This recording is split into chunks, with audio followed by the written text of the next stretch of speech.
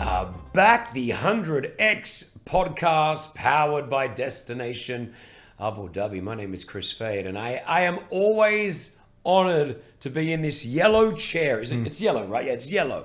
To be able to bring you some of the most exciting news coming out, not only of Abu Dhabi, but getting to know individuals that have helped create what we're doing here right now. And that's getting to understand more about different people, different organizations, how it's all happened, especially from the heart of the UAE, right here in Abu Dhabi. Our next guest here joining us on the podcast has learnt a lot along the way. He's going to teach us a lot along the way, and we're talking somewhat waste management, and I'm very intrigued to know more about it. He is the founder of Nadeera. It's Rabih El Chaar. Sha'ar, you got it right. Yes. I've got to get my Arabic better. I got to be.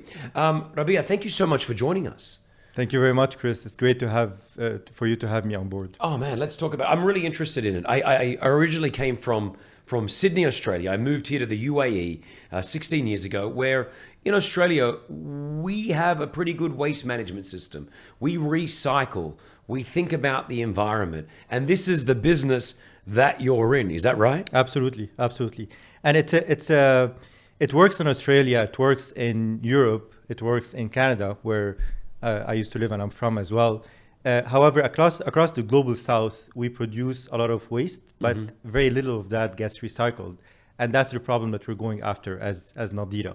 Which is obviously Nadeera is helping, the future, our kids. We both have kids, you and I. Absolutely. We're building a better planet for our children, right? From Lebanon, because that's where you're originally from as well, to Abu Dhabi. How did this happen? Why did this happen? As I mentioned, waste mismanagement is a issue across the global south, and Lebanon is not any indifferent of that. Lebanon in 2015 to 2017 went through a very dire crisis when it comes to waste mismanagement. If you've seen pictures from major news outlets, you can see waste on the streets, and it got all of us to think about why is this happening? Why waste is so mismanaged and filling our streets? And then a lot of people took a lot of different initiatives, and myself and my co-founders in the company, we did the same, and we started taking small initiatives until in 2020 and 2021, we said, how can we actually use technology to change this behavior and get people to recycle and reduce the amount of waste that we are generating on a per capita basis? And that's when we launched Nadeera, and we started that journey. So let's go back to what you were mentioning about. I remember being in Lebanon in 2016, and I remember driving the streets of Lebanon and seeing waste, rubbish just on the side of the roads. Now, obviously, there was a failure somewhere down the line. Is that what sparked your idea? Because they say sometimes the best ideas come from the worst moments. Absolutely. And that's exactly what sparked the idea. I didn't even think about waste management before that moment in time.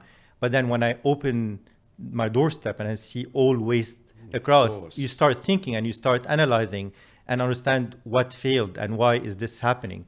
And then in Lebanon, there's an issue around governance and around decision making. So many times citizens and people, they start taking initiatives and personal initiatives to actually fix the problem. And that's what my co-founders and I did to kickstart the process and start solving the issue in a very conventional way to start with, until our knowledge of the ecosystem matured enough to say, how can we do it differently? And that's what we're going to discuss in a moment. All right, so Lebanon is where it's happening. Now we're here in Abu Dhabi. How did it obviously land here in the capital? Yeah. So Lebanon is a very small country, as you know, and then we're tackling an issue that we very soon realized that it's not only in Lebanon. In Lebanon, it was magnified due to the waste being so mismanaged that it ended up on the streets. But then the issue is still across the global south. And then once we started the company, we applied to a program in Abu Dhabi with the MAN, which is the Social Enterprise Authority of Abu Dhabi. And we got in. It was a very competitive program. We got in, we got funded, and it was themed around waste management. So we were prime into that topic.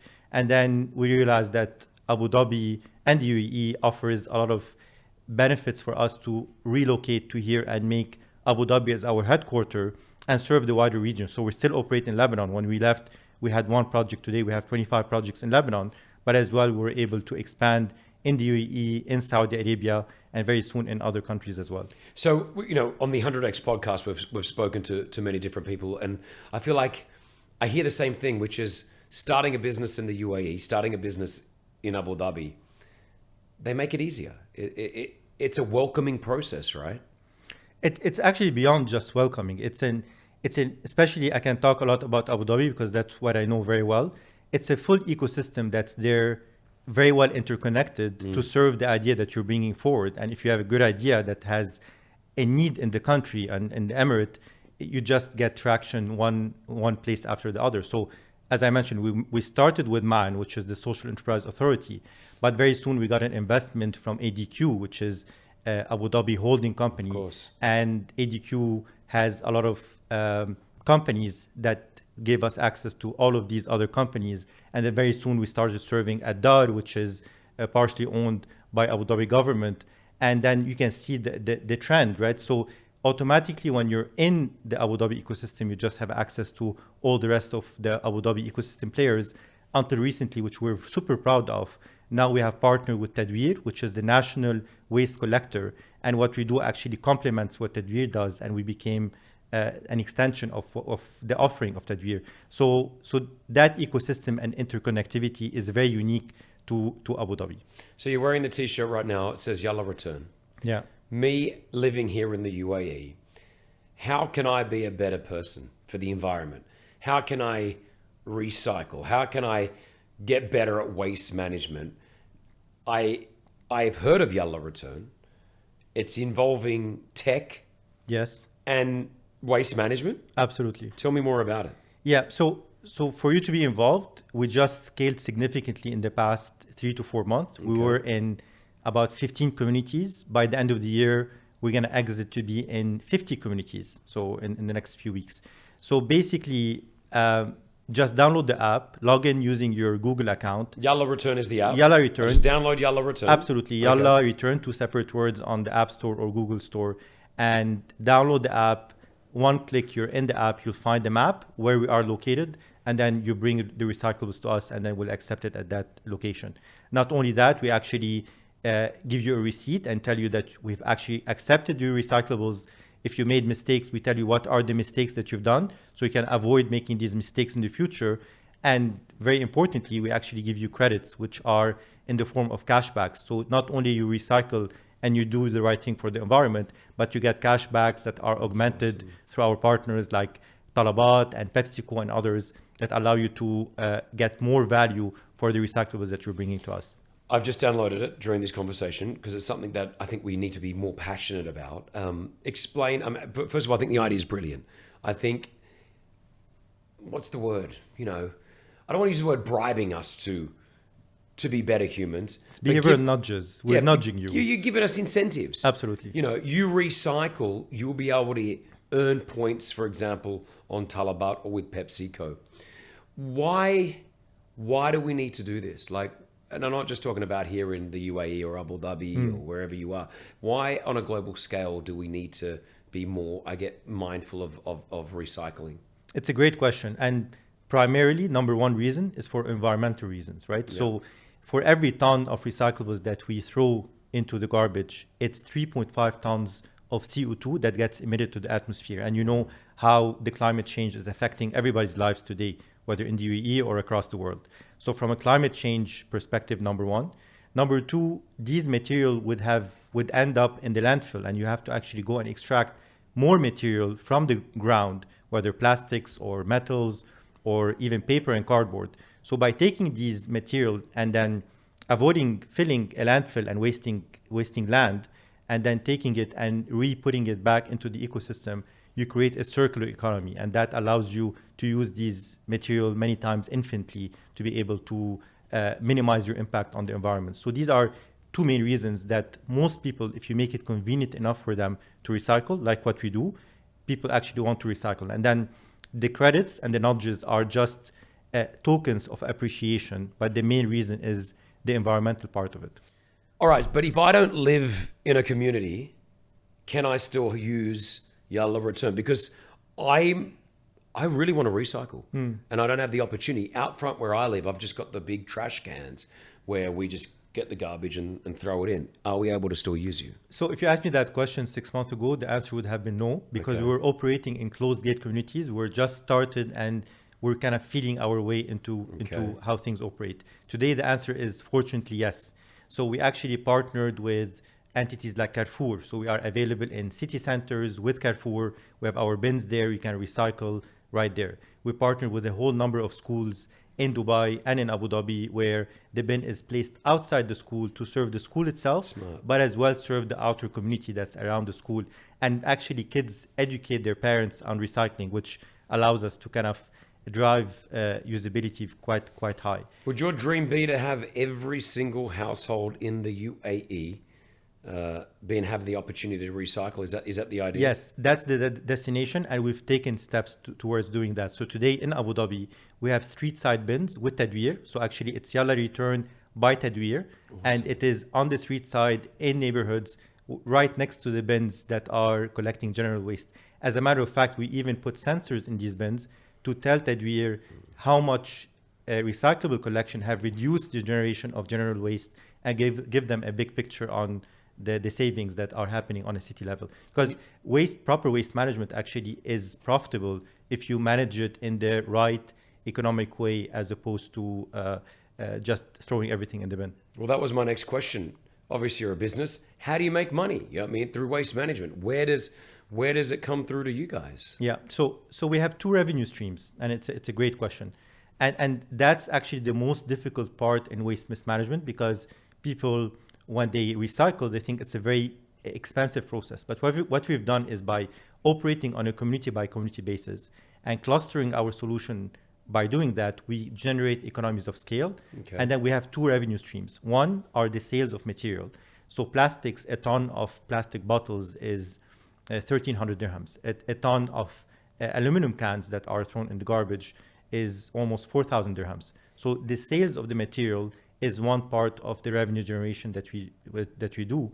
The other part are projects that are recurring projects that we do with major players in the business, like the PepsiCos, the Talabat, Nestle, EGA, which is the Emirates Global Aluminium companies, and many others, and tadweer and other waste collectors. So we are commissioned to run these projects where we set up our infrastructure and we serve communities as the ones that we were talking about before, and that is our second revenue stream. And how proud were you when you were doing the waste management for COP28? I know that was a huge thing. Obviously, it's a global initiative as well, where the leaders from around the world are here to talk about the environment and how we can do better. For you as a startup company, based out of the UAE here in Abu Dhabi, how was it for you to handle that for COP28? Yeah, it was a very proud moment for us, because last year we were invited to be one of 15 companies globally to be part of COP27 to pitch our solution. And it was,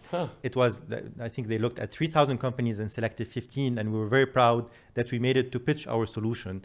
And then a year after that, in COP28, we're actually helping COP, and we were selected obviously from many vendors as to be the solution to track and trace and optimize the recyclable collection at the COP grounds. And that's something we're super proud of. Are we finding more people are recycling if given the opportunity? If given the opportunity, do we want to recycle as people? Yes, and that's exactly at the core of what we monitor and we check, is the behavioral change of people and understanding if people actually want to recycle or not. So one of the hypotheses that you're posing, which is, do people actually want to recycle? And the answer is screaming yes, and it's not our opinion, it's data. Sure. However, you have to make it super convenient for them. You have to, they're not going to make a lot of effort beyond their daily routine except sorting. So you cannot ask them to drive for 15 minutes to drop their recyclables. It has to be super easy, number one. Number two, it has to be kind of interactive. So if they just put their recyclables and then they see a truck coming and putting everything together and taking it to the landfill, they get disencouraged and then they stop recycling. But if they get notifications like what we do and tell them, good job, you've recycled, your recyclables have been actually received, and here's the token that you get. And that token, it's not only about the value of the token, but it's in kind of a reassurance that their effort actually went to the right place, and people stay engaged with us. Last time I was pitching our solution to a principal in school, And he said, look, you don't have to pitch for me. I actually live in Jumeirah Park in Dubai. I use your system. And he opened the app and he said, look, I've already diverted 70 kilograms of recyclables because of using your system. And that was a quick sale for us. I love that. I think it's like giving to charity. You'd like to see where the money is that you're giving to, and to be able to see the end result where it's going. Absolutely. And similar to what you're creating. I think for kids, I've got children, as do you do. And I think it's so important for them to be accountable. So when they see that end result, it's fantastic. Let's talk a bit about failures or setbacks. What have you found along the way? Yeah, it wasn't definitely like a super rosy journey, right? Sure. And especially we're dealing with a topic that is highly regulated, that is typically government kind of controlled. So accessing such a topic was very, very hard for us. We're fortunate to have a lot of cheerleaders along the way that supported us. And I can think about 3-4 names. If they didn't support us, we wouldn't be here today, right? But however, we had a plan, and the plan was to start small, to start in private properties, in closed gate communities, prove that our system works, and bit by bit build it up until we are able to operate on a city level like we are doing right now, and work with the giants like the Tadwirs or Averda or Bia that are all of our partners today, and we're kind of complementing what they do. So our plan has been always to build it up bit by bit to get there, and starting with closed gate communities and getting there. But it wasn't easy because it's a highly regulated system. We have a novel solution that wasn't clear how it can add value. And then when we did a few pilots, we proved our solution and we're able to scale up. Good on you. As an entrepreneur, because that's what you are now, do you dream about leaving a legacy? Because this is truly what it could be 100 years from now, here in Abu Dhabi, here in the UAE, your Yalla returns trash cans, the recycle, they could still be here. Is that what you dream? Yeah, and I can speak about myself and the team as well. We have a fantastic team that is working 7 days a week, significantly underpaid to be able to do what we do. And the only thing that keeps us going is that we're working for a cause, and that cause, and we see the breakthroughs. And as it has the breakthroughs, it brings these kind of moments that makes us proud and it keeps us going. If we're just there for the business on its own, I don't think we'd have the stamina to be where we are today.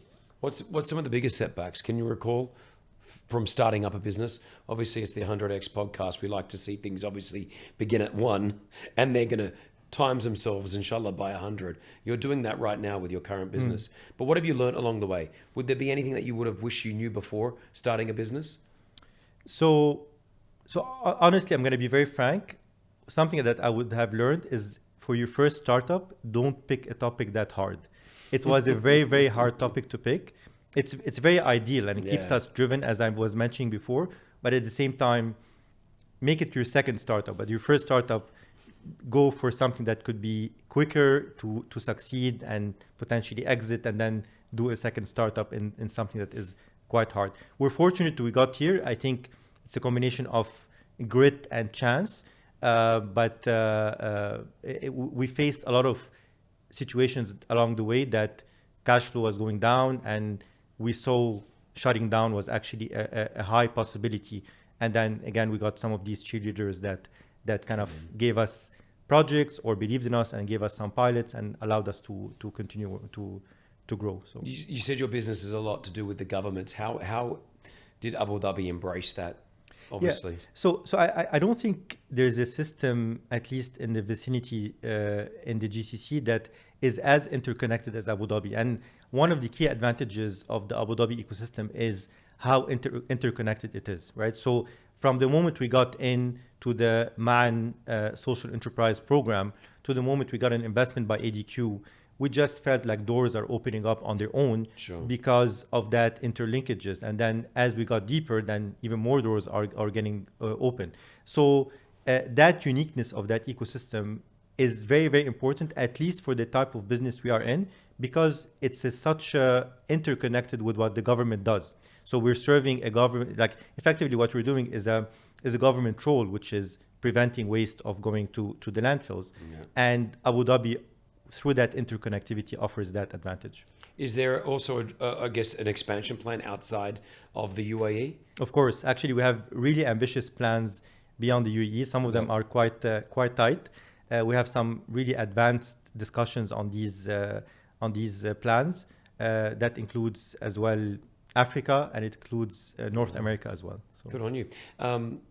Obviously with everything that's going on and in what you do, the tech side of things are so big.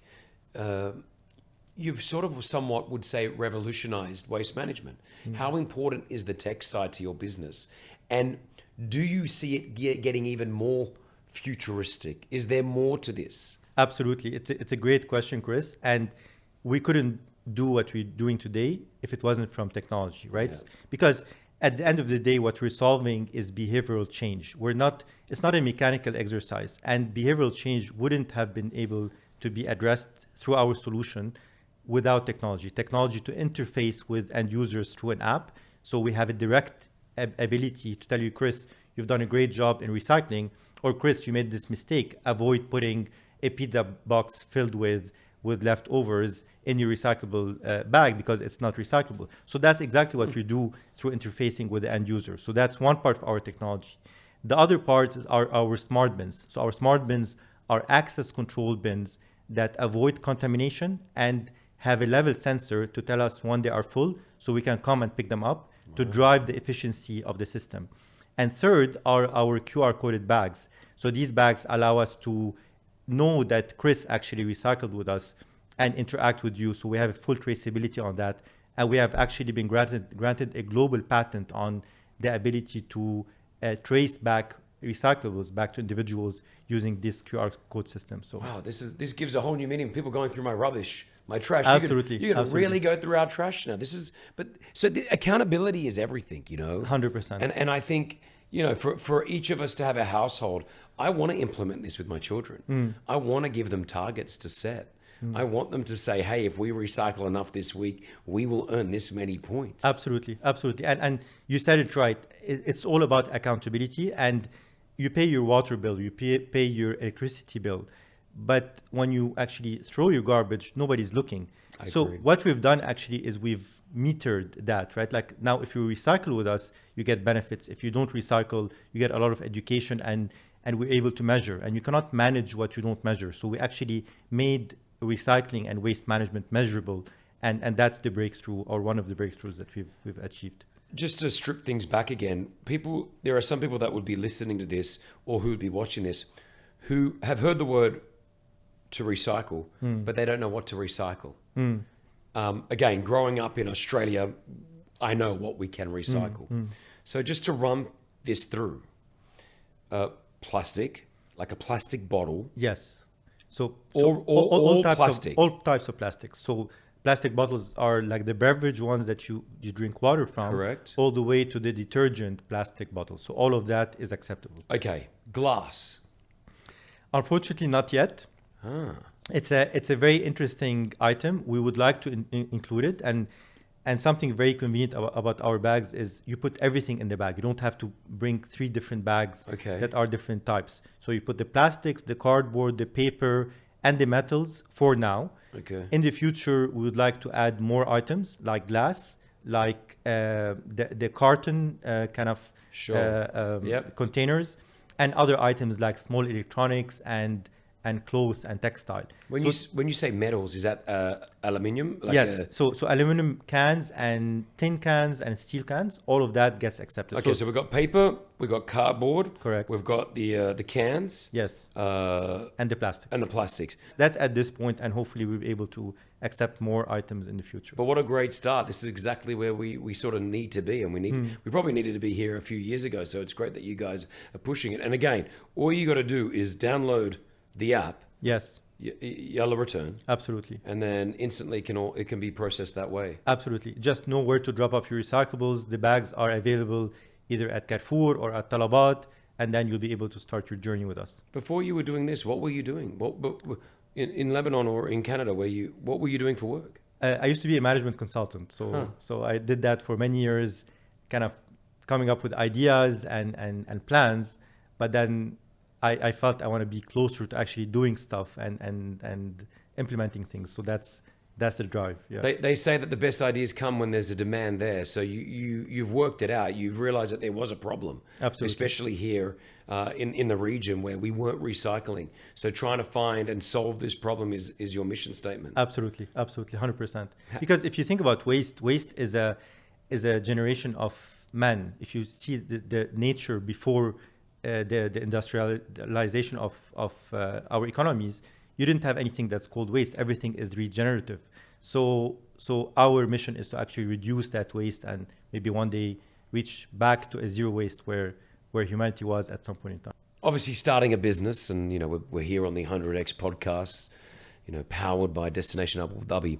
Some people don't realize when you start a business how important it is to have the right team around you. You can have the best idea in the world, but if you don't have the right people around you to execute that idea, it may not go anywhere. For you as a business, how important are your team? It's ultra important, obviously. And especially our kind of business is a very intertwined technical business because we need to have waste management experts on board. We need to have software developers, hardware developers, and marketing and engagement professionals. So it was by chance as well. And as you know, like a lot of startups fail. And I think a lot of startups succeed because by chance we got an amazing team. It's an A team that is working 7 days a week that have all of these different technical and commercial background to make this successful. So I can think that even if one of the team members that are with us today is not with us, we wouldn't be here. So all of them are ultra important and are like family today. Many companies have competition. Will you find other players coming to this field in what you're doing? I'm trying to work out if that's possible. Another great question. Thank you, Chris. We actually have entities that work in the same space, and I'm going to single out two types of companies. Okay. There are companies that are collectors. So these collectors, they are handling our waste today, and that industry has not evolved a lot since the 1950s. It's effectively a couple of guys, a truck, they come by, they pick up the bag, they put it there, they take it to the landfill. I hear them. That's the ones that are coming at 4 o'clock in the morning. Absolutely. And that has not changed a lot since the 50s. Okay. And these are our partners. So almost all the companies that operate today in the UAE in that system, which are the waste haulers, are partners of ours, and we complement what they do because they collect in A, they deposit in B. We come in and we do the engagement using technology. We do the deposit using the smart bins to make sure that the recyclables are not getting contaminated. And we provide the traceability and the feedback to the users. So we work in sync directly with them. And very importantly, Tadweer, the Abu Dhabi waste hauler, is our partner. Now, we have other companies that have attempted at this issue, and we call them the recyclable concierge service, because what they do is you have an app, you kind of call them, they come to your tower on the 50th floor, they pick up a bag of recyclables, and then they go down. But that process, actually, you've made a bigger environmental footprint to actually come pick up that bag. Plus, financially, it does not make any sense. So we've ran the numbers, and you end up losing 2,000 dirhams for every ton that you collect. Oh, wow. So the right thing to do is actually not to collect, because every additional ton, you're going to be losing more money. So that's the easy solution, which is the concierge service, because it's very intuitive. Okay, I call somebody, they pick up the bags, and then they go. But what we've created by creating that concentration on a community basis and using the different technology suites that we do allow us to be profitable operationally, not only for us, but as well for our collection partners that we work with today. And it truly does make a difference when you recycle and when you look after the environment. I spent a few days on Saadiyat Island here in Abu Dhabi, and I was sitting there and I was looking at the water, and I was wondering, why is the water of this color? It was beautiful. And then when I got speaking to the guys I was at the St. Regis, and they said, well, it's no pollution, no boats, no rubbish are allowed in these waters. And so when we talk about recycling, that's what we're doing for our environment, right? That's what we're paying forward for our kids and our kids' kids. Absolutely. And it's actually proper governance that gets there, right? So somebody have looked at this in a lot of details and at the government level and said, we're going to put all these rules and we're not going to allow that water to be contaminated. On the other hand, if this governance is not well set up, like unfortunately my home country in Lebanon, where we had the waste crisis, and that waste crisis is still happening today. So to just counter your example, all the waste today is being put in landfills that are right by the sea in Lebanon, next to the airport. And you can see the water there, it's actually highly contaminated. So that's the contrast of not having the right governance on such an important topic, because the consequences can be quite dire. As we lead the way here in the UAE, in Abu Dhabi, how globally, who's leading the way when it comes to countries recycling?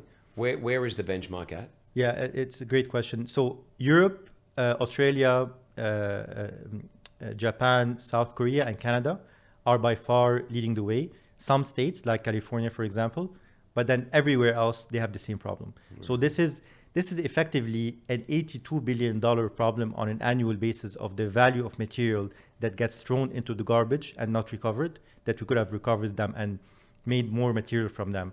And the environmental footprint is equated at $280 billion of damage. Wow. So we're talking about globally $360 billion that we are creating as an impact on a yearly basis by mismanaging that very important topic. There is money to be made from the trash. Absolutely. Do you believe that if more businesses or more people became aware of actual money being able to be made from trash, they'd get involved more? Of course they will, because ultimately that's what systems in for example, Australia, where we're talking before the show, where basically you have a deposit and then you're kind of forced to come return your bottle because you get that deposit back. So you don't see that bottle anymore as garbage and you want to get rid of it in the first instance. You actually keep holding onto it because it has value. So it's very important to highlight the value, but as well highlight the environmental impact of that. You touched on that, and we were talking about it before we went live on the podcast. But yeah, as a child, I would go around the streets of Sydney collecting aluminum cans and all bottles, and each one of those were worth, I think, 1 or 2 cents back in the day. But we would spend the entire year collecting these cans, and at the end of the year, you'd go, they would weigh it, and maybe as a 10-year-old, I'd probably make $150. Yep. And it was, for me, it was instant cash, but it also taught me the art of recycling, doing good, and I also get the return. Absolutely. And here we are, I'm just saying in 2023, and, you know, Yalla Return is basically doing that, but on a digital format, on a tech side where I recycle and I can now go to Talabat or PepsiCo and get the benefits. And spot on, because that's the hypothesis of why we started, because we looked at countries like Canada or Australia or different countries that have this system that is called deposit return scheme. So every time you buy an item, it goes on your bill, it says $1 for the bottle and then 10 cents for the deposit. Correct. So you come back and you get that 10 cents back. And when you have a deposit return scheme, the recovery rates of the bottles and these beverage containers is 90% plus, as opposed to when you don't have it, it's actually less than 10%. So it tells you how this small nudge, 10 cents is not a lot, but it nudges people to actually take the right action. Where do you want to see Nadeera in the next 5 years? Where would you like to see it? So would love to be in serving multiple countries and multiple economies, not only in the GCC. So today we're serving the UAE, Abu Dhabi, Dubai, Saudi, and we plan to grow. We're very proud of our Abu Dhabi roots and GCC coverage, but as well we would like to serve other countries, and we are in discussions right now to serve different countries across Africa, North America, and even some early discussions in Asia. We got a major support from the Global Alliance to End Plastic Waste. This is an alliance that actually has all the different companies, all the way from petrochemical companies to FMCG players to waste collectors. And they actually believe in our product, and they are very supportive of us scaling beyond where we are today. Well, I love that you're waving the flag out in the UAE, here in Abu Dhabi, to possibly go to the rest of the world. I want to leave it with this. If anyone's listening to this or watching us, what can we do better as an individual? Tell us how we can do better for the environment. Yeah. So it's not actually beneficial to us, but the first thing we need to do when it comes to waste is use less, reduce less, reduce your waste. So basically, not pick up a bag when you go and you buy an item. So go bagless. If there's a reusable container, use that as opposed to using disposable containers. And then whenever you have to actually waste, then be very thoughtful and segregate. Organic material can be composted. Recycled material, like what we accept, can be recycled, and many of them can be recycled infinitely, like the aluminum cans. And whatever is left is about 20 to 25%. So effectively, we all have the opportunity first to reduce significantly our consumption of single-use items, and whenever we have to reduce that amount to by even 75% by composting and recycling. I think we're proud of you, Rabih. We're proud of what you've created. We've learnt from sometimes the darkest times, be it maybe in Lebanon, seeing the trash on the street not getting collected. Here we are some years later, sitting in Abu Dhabi, and you've come up with a brilliant idea that is not only serving the UAE, but possibly serving the world. We continue to give you the success that you guys need and want, and we're grateful to have you on the podcast. So thank you. Yeah, thanks a lot, Chris. It's a real pleasure. As I mentioned, my kids want an autograph from you, so we need to do that after the show. But it's a great pleasure. Loved the questions, and thank you for having me. Thank you. Nodira, there we go. Watch this space as more will continue to happen right here on the 100X podcast. Once again, your co-founder, Rabih, thank you so much again. Until next time, our next episode, who's going to be sitting on the couch? Who's going to be sitting with me? We'll find out. From myself, Chris Fade, I'll see you next time. Yalla, bye.